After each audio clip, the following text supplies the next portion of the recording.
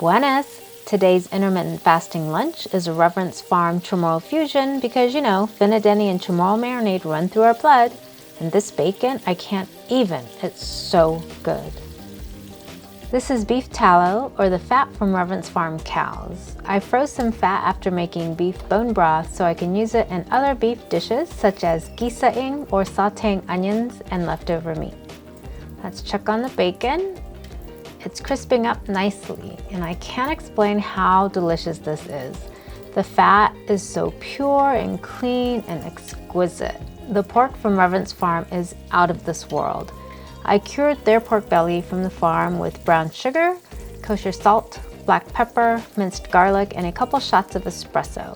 After 7 days, I dried it in the fridge uncovered for 24 hours, then we smoked it. It is incredible. And go the onions. Get this to soften up. Most of the bacon is done. These are Reverence Farm eggs. You can really taste the freshness when they are hard boiled. It is so good. Onions are going great. This is leftover Reverence Farm steak that was in a Chamorro marinade. Links for the recipes are below and at the end of this video. Only needs a couple minutes. I love intermittent fasting. Most of the time I eat 1 meal a day.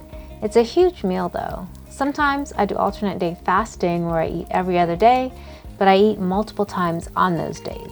And sometimes I eat like a normal person.